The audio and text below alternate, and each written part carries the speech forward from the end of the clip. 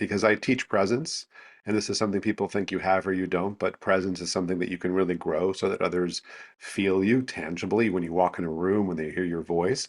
But vocal presence in particular has this quality of strong presence. You are listening to Amplify Your Success podcast, episode 374. And today you're going to discover the vocal secrets that move millions with influence and impact. You ready for this? Let's get started. Welcome to the Amplify Your Success podcast. Get ready to ramp up your revenue, amplify your impact, and make your mark in the world. This is the show for experts, thought leaders, and service professionals who want to shatter their limits and achieve that next level.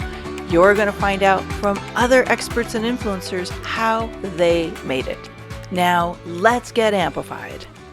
Hey there, inspired entrepreneurs and business leaders. It's your host, Melanie Benson, authority amplifier to expert-based entrepreneurs and business leaders ready to reach 5- and 6-figure months. Now, today we're talking about how to use your voice in a very impactful way. And I've got an amazing guest that's going to be joining us in a minute. And before we get into that, I just want to bring to your awareness the importance of monetizing your visibility, of not just being able to make an impact with your stories, with your message, even with your energy, because that's super important. We're going to learn about that today. But to also have a strategy that moves your audience to work with you in a very intentional way. Because if we just use our message to inspire people and we don't really move them into working with us in some way, then we've only done half the job. Like, inspiration is important, but we want to be able to help them reach the outcomes that we're uniquely qualified to help them with. And this is where my $1 million visibility framework comes in handy, is really understanding the puzzle pieces, the elements that don't just pique people's interest, but actually get them to raise their hand and say, how do I work with you? So if you'd like my framework as my gift to you, head over to amplifywithmelanie.com and download the $1 million visibility framework and discover how to not just move millions, not just how to like use your message for good in the world, but to actually help people achieve extraordinary outcomes and get paid well to do it. Okay, amplifywithmelanie.com. Now let's get into today's episode. Welcome back, amplifiers. I hope you're ready. Get a pen and a paper out because we're going to learn how to move millions with your voice. We're going to tap into some vocal secrets to speaking with influence and impact. And my special guest, Jonathon Bender, is here to help reveal some of his trade secrets, if you will. Now, let me give him the special official introduction. Jonathon Bender has helped thousands of coaches, executives, performers, and professionals over the last 27 years to transform their confidence and speaking skills to become authentic and dynamic speakers who change lives. His work blends professional speaking skills with performance techniques, acting, voice, and empowerment, spiritual growth, and personal development. And Jonathon holds a graduate degrees in both communication and theater. And this was a cool fact that I learned about him. He's a theater director, actor, solo performer, and spoken word poet. Jonathon, thank you so much for joining us today. And I'm so glad I learned something new about you in this moment. Well, thank you for having me here. Okay, so when was the last time you did spoken word poetry? I did an event, a reading a few months ago, reading some of my newer work. That was not too far from where I live. That was a great event. But I write and I do things all the time. Yeah. Love it. Have you done one of the, what do they call it? Like, not a mashup, but a grand slam. What do they call that thing when people are kind of like Poetry slam. rapping? Yeah, yes. Have you done one of those? Oh yeah, I used to do those. I won competitions in them and had fun with that. So, but if you like, I could do a 1 minute piece for you. Ooh. Okay, can we hold that to the end? That could be a little bonus. Yeah, sure. All right, cool. All right, I'm gonna put that at the end. So That man, that's going to be so fun. So now you have to listen to the whole thing to be able to hear his 1 minute little spoken poetry slam. So we're going to do our own mini poetry slam. Is that how we say it? Yeah, it's not officially a slam, it's a spoken word. There's a little bit of a difference. One is like intense and fast paced, and this is a Yeah. little more easier to understand and hear. Uh-huh. Okay. Well, whatever you're going to do, it's going to be magical. So I can't wait. Okay, that's going to be fun. So you never know what kind of new things are going to emerge on the Amplify Your Success podcast. Well, let's get into the magic of what you're doing with your work in the world. And I have just been so intrigued by your work. I mean, we've known each other online for quite some time, but we've recently got to know each other better. And one of the things that you and I started talking about, which I think really led to us bringing this conversation here today, is like there's a lot of very powerful people who have a really big mission and they are not showing up powerfully with their voice. Why do you think that is? Gosh, there's a bunch of reasons, but I think the first thing that happens is that a lot of people will focus a lot more on what they say than how they say it. Mm, Now, there still are a lot of issues around how to formulate your message in a clear and compelling way. And something that you have to watch out for, by the way, is to make sure that it's done in a manner that is truly compelling. And so be careful of who you learn from, because sometimes, to be very honest, there are a lot of coaches who teach like how to craft a signature talk, who've learned from another coach, who have learned from another coach, and then they're up there giving their talk and not knowing why it's not compelling. So you do have to really focus on the words. However, we also know that nonverbal communication is a large percentage of what we communicate. So there is a common statistic that you might hear cited a lot, which says that 93% of communication is nonverbal. It's not true. So it's actually a misinterpretation of a study. However, it is 50 to 80%. So it's at least half of what you're saying. And that if you're not focusing on how you show up, then that's going to betray you. And there are several reasons why that is. And the first is that you might be nervous or uncomfortable. And there's nothing wrong with that. But when we're nervous, we are in the freeze response, the fight, flight, freeze response. My work is very somatically based.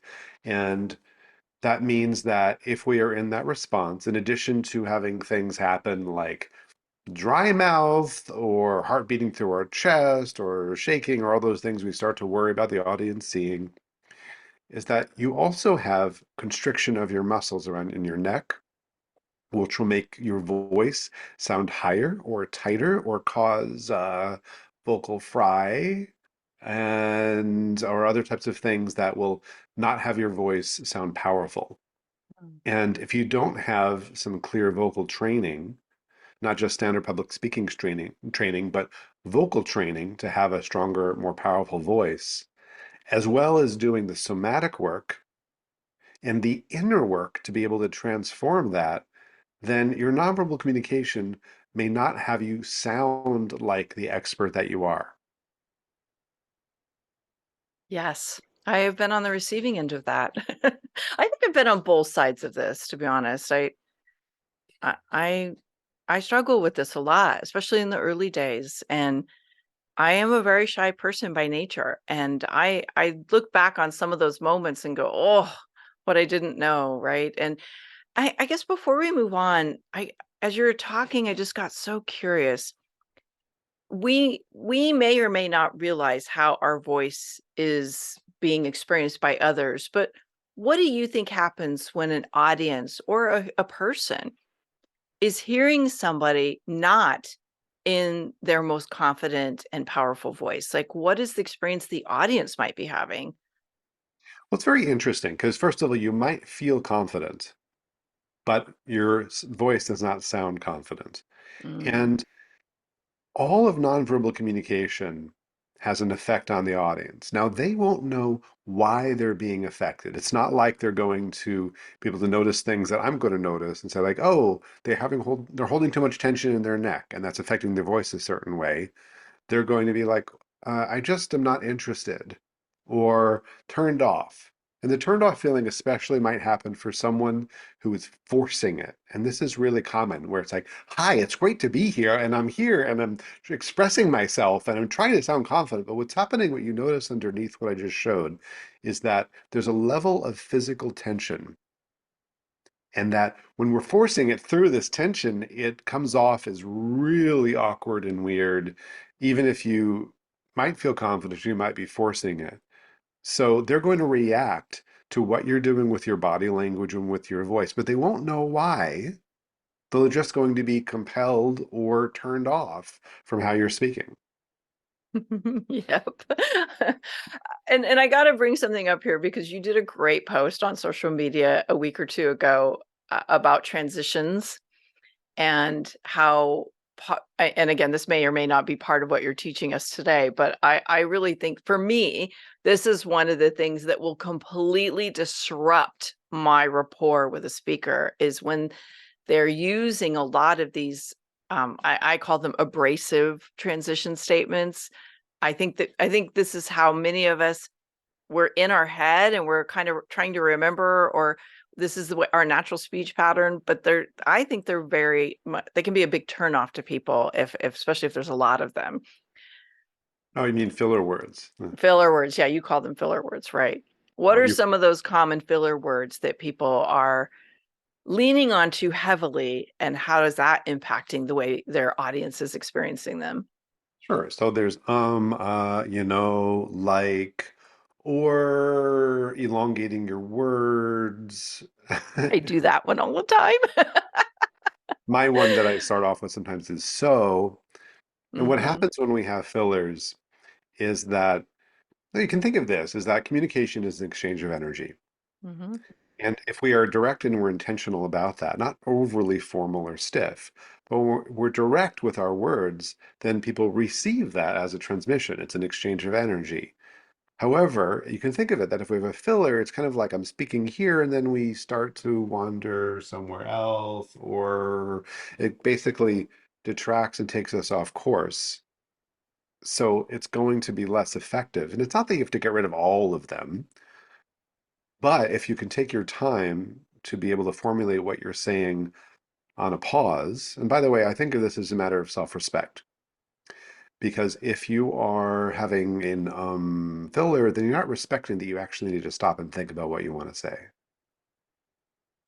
I love that you just said that. And I've become more and more aware of my filler words. And I will be transparent here and say I often go back and edit them, or I'll have my editor pull them out if they run across them because I'm annoyed by myself when I catch myself doing them. I do the so quite often.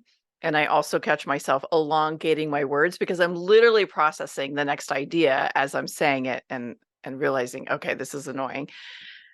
And I think this is about learning, like you said, that pause, but also y- people, when they learn how to deliver a more powerful speaking voice and a more powerful speaking statement, they're going to have more power in that exchange. Tell us a little bit about how we could start to craft a more powerful speaking voice.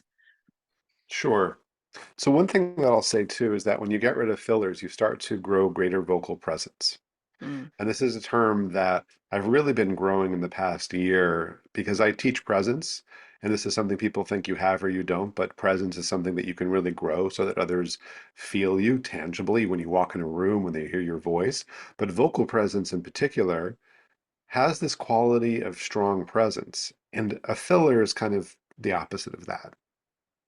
It's not that you should never speak informally. Notice I just said, well, kind of that you should speak overly formally or like it's a speech. No, you want to be conversational when that's appropriate. But the quality of vocal presence compels your audience to listen. And I just want to say, before I get into the steps of how you do it, that it's not a hard thing to learn how to change. And when you do, you go from people kind of tuning out or they're interested at first, but then you start to lose them after a little while. And especially if you're doing some sort of talk or workshop or even a consultation where you are offering your services, that if you maintain the same style, people will start to tune out, or if you just don't have a compelling vocal presence, then you're going to lose them and you're going to lose out on the sale, but you're also not reflecting your true power inside. And so we want your voice to reflect your authority and your aliveness, your presence, and let that be conveyed through your voice. So, in terms of how you do this, first of all, there is an aspect of inner work involved. And I say this because the freeze response, when we're looking at that and the tension where we're holding ourselves back, often there's a relationship between that and some sort of insecurity or doubt or fear of judgment. And so the inner side of it is we learn to relate to ourselves differently, to have more self-compassion, to be able to be our own best support while not being overconfident either. And there are different ways that you have that inner work, but that's often the first step that I highly recommend doing. And by the way, with all of this, I just want to clarify that this is a system, that it's not just something like, oh, let me do it here and there. These are really clear, specific steps and exercises that you can learn. And YouTubing it won't be quite as effective. So step one is the inner work. And step two is what I call relaxing into confidence. For this, there are a couple of things that come together. And the first is embodiment, starting to like come into your body and also into your breath. Most people do not breathe diaphragmatically, but you did when you were a baby, meaning a baby can wail really loudly. And it's very rare that you hear or you see a baby with a lot of like tension in their neck, like, unless they're really, really tiny. So they can wail, ha, you were able to do it. But there's a point where as you got older, as the personality developed, as maybe we had some difficult experiences growing up, or our voices were suppressed, that we lost that. And coming back into this full, powerful breath well, on a foundation of being totally relaxed is what is crucial.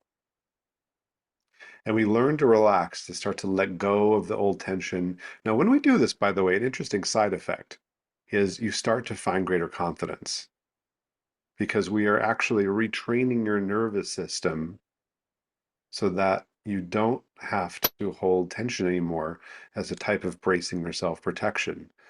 So there's an overlap in the holistic method I teach. This is how you find your breath support, how you find confidence, presence, and even open up into greater connection with your audience.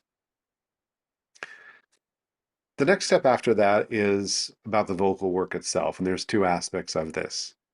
So one, I find a lot of yogis and others who maybe they know how to breathe diaphragmatically. They might be a trained singer. I've worked with a lot of singers who have a great, powerful singing voice, but their speaking voice is still constricted or tight or nasal, and they haven't learned how to incorporate that into their actual spoken voice. So there's a process of where we connect your breath to your voice, and then from there, we integrate it into your spoken voice. And there is an act of working with not just enunciation or pronunciation, but diction. And when I teach this, although it's nice that it doubles as accent reduction, what we are really doing is teaching the true meaning of diction. And what diction truly means is that how you say the words reflects the meaning. So when you bring out the meaning of the words with greater resonance and power and opening up your voice, it resonates in you differently. You can hear the resonance in my voice as I speak because I am trained. And it took me a lot of years to get training, and you can get training in months instead of years, which is a nice benefit with the right method. And when it resonates in you, it resonates in your listeners. And they are responding then very positively to your voice, saying, wow, I feel them. And not that you should have a deep voice, but it want to fully have it resonate in you.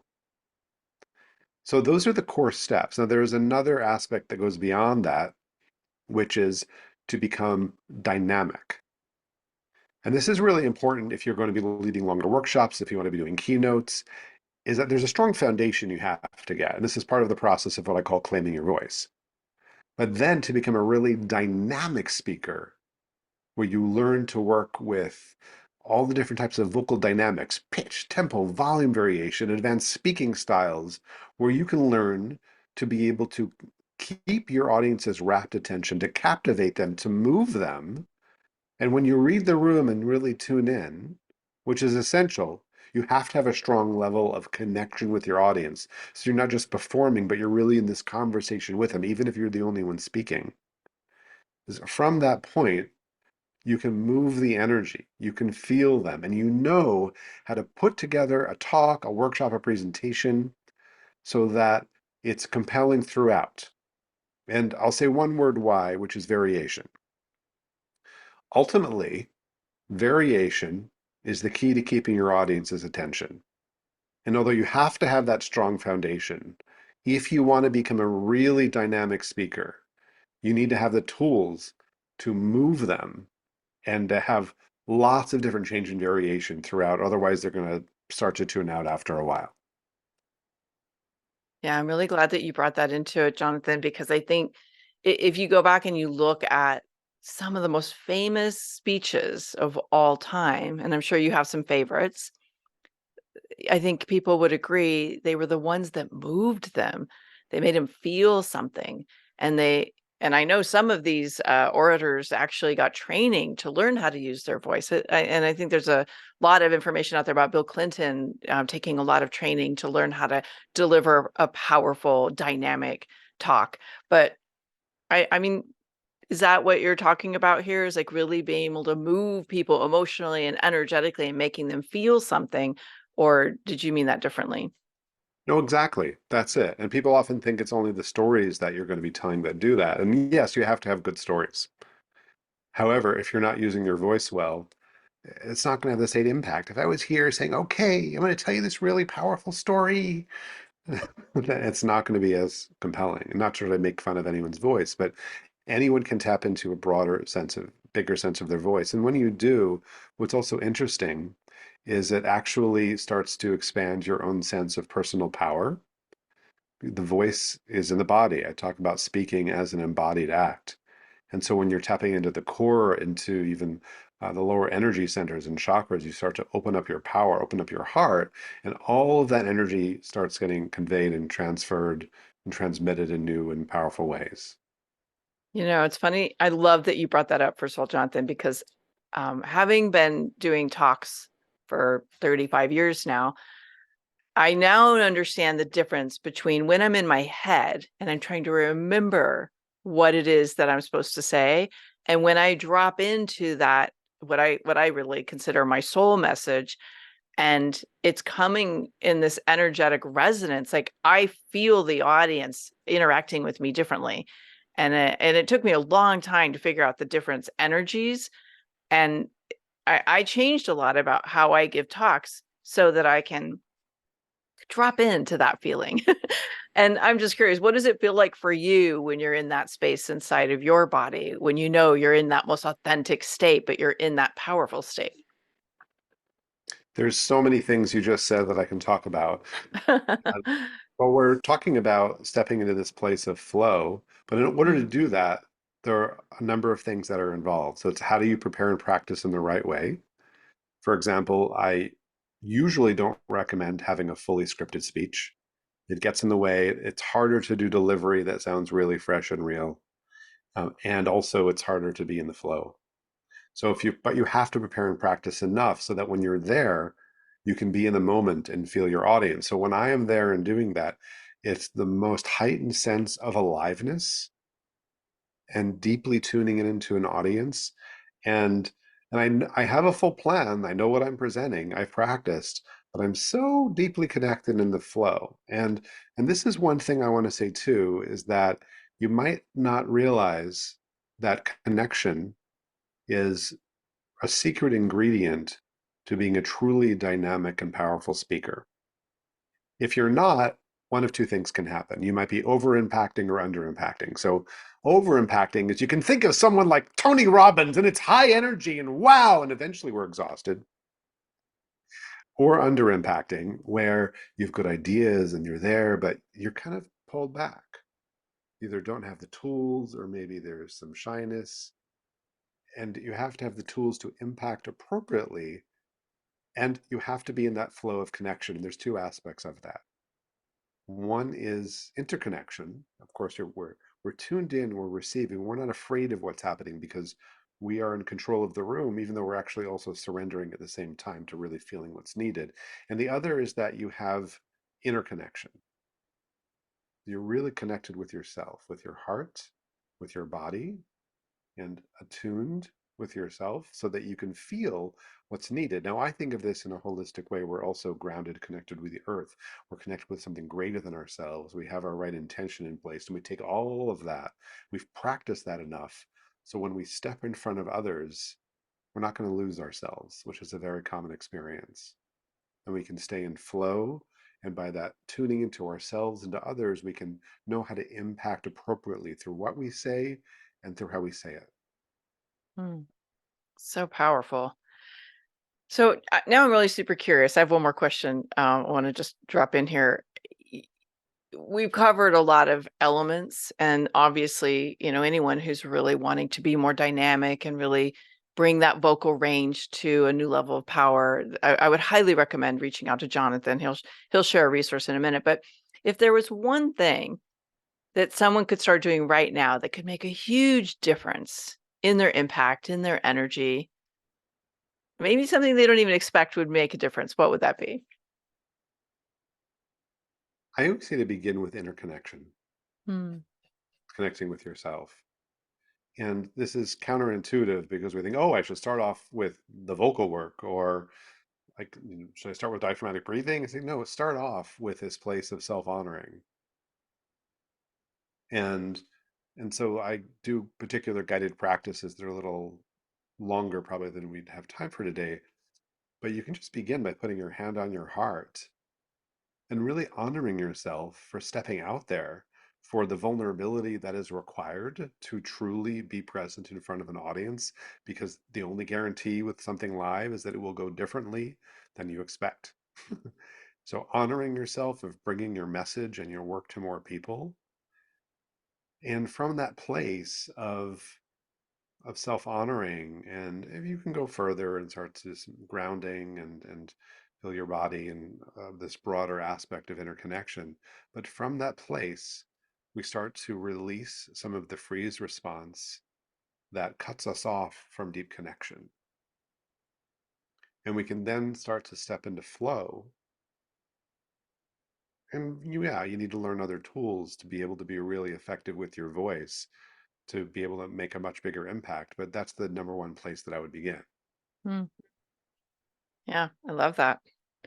So, Jonathan, assuming that our listener today is enraptured and just can't wait to learn more, where's the best place for them to get started connecting with you, or maybe a resource that would be a good place for them to start?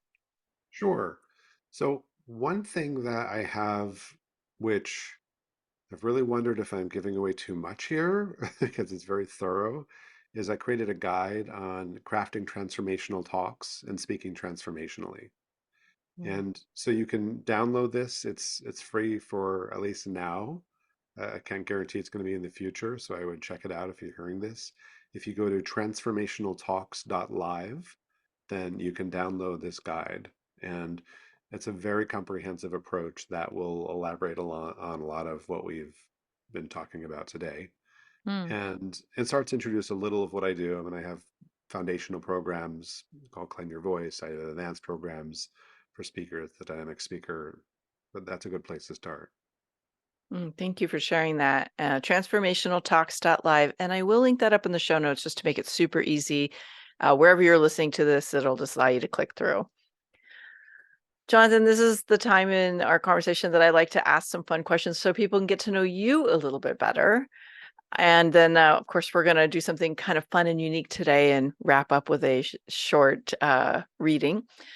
What is the boldest thing you ever did that amplified the success of your business? The most fun thing I ever did, The boldest the thing. boldest thing. Gosh, I think And it maybe was, that is fun. I don't know. maybe I wanted to think of it as fun, but I mean, I remember, I think it was like back in 2011, 12, I really took a lot more visibility and went online and held a big online summit at a time when they were still pretty new. And And so I think like that, and started launching online courses then, and just doing all of it at once was a lot. And that back Mhm. then we didn't have the same infrastructure online that we do now, where it's a lot easier. So that might be one of the boldest steps. Doing the big things all at once Yeah, is do it what I all hear at you once. saying, yeah. And I'm hoping it paid off for you, It in the paid off very end. well. Okay, good. Yeah, so I guess what I took away from what you just shared is sometimes doing the big, bold thing in a rapid fashion, kind of throwing it all out there and going, "I'm doing it all," it does move the needle very quickly, so thanks for sharing that. You might have just given some people some courage to do something they've been scared to do. I would also say is that when I realized, wait a second, why don't I start doing things I love, like spoken word, as part of my launches, then that was also a bold choice as well, which also is really fun. I love that you shared that because that just brings this back to the conversation about when you're really in your authentic superpowers, nobody can replicate the way you attract people in. And that's such a perfect example of it. Okay. And maybe you just gave us the answer to the second question. But I always like to ask my guests, what's one thing you wish you would have done sooner? Because now you know it really was going to have a positive impact on your business.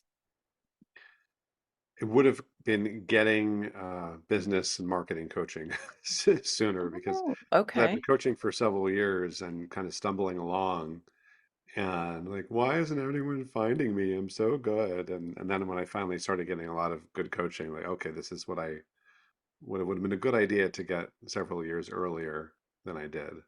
Hmm. Yes, this is probably the top 3 answers from our guests is I wish I would have invested in business coaching sooner because it propelled me faster. So, thank you for sharing that. And I would second that. That was definitely one for me. Jonathan, I've loved this so much, and I'm excited to hear you do your short reading as we wrap up today. Before you do that, I just want to remind everybody, Jonathan is extraordinary. And whether you are using your voice on video and podcasts, or you're using your voice on stages, or you're a leader who wants to have more influence with your community, I highly recommend you check out his work, transformational talks.live, and we'll hook up all of his socials and connection points here in the show notes. So, Jonathan, I will hand the mic over to you. All right. So this is called Your Roar is Required. Dear sensitive souls, dear introverts and empaths, dear secret bearers of burden, dear wearers of brave faces, dear you who force yourselves to smile and speak, dear you who hide and peek past curtains, dear social media lurkers, dear ambitious aspirants and starry-eyed seekers, your roar is required. Your vociferous voice is valued. Your potent presence is petitioned. You do not need to be certain. You do not have to be loud. You need not bellow over the blatherings of bosses and bullies. We simply ask for your heart and your courage, your vulnerability and your strength, your love and your fire to open further toward their fullness, to be with us, to share your roar, not deafening. Speak to us from your soul, voluminous in resonance and presence. Change me. Let me feel your voice, bear witness to your light, be illuminated by your brilliance, and as you progress on your path, vibrantly speaking your way into radiance, you inspire my wholeness too. Thank you for your sacred lion thunder. That was amazing. Oh my gosh, that was moving. And as you're listening in, if you're moved like I moved and that really touched you, go give Jonathan a big round of applause on your favorite social media. Tag him in this episode. Tell him you loved it. and give him a bunch of great reviews because this was so awesome. Jonathon, thank you so much for sharing your heart, your soul, and this powerful body of work with us today. Oh, thank you so much for having me, Melanie. I appreciate it a lot. Thanks for tuning in today, Amplifier. Be sure to join us right now in the Amplify Your Authority community at authorityamplifiers.com, and I'll share my 7 proven tips to be a highly paid expert that stands out in a crowded market. Plus, we're going to keep this conversation going, and I want to hear from you how you're going to amplify your authority and make a greater impact. Before you go, please take a minute to give our show and our guests some love over on your favorite podcasting platform. Subscribe, rate, and review. Leave your full name, and I'll spotlight you and your authority on social media.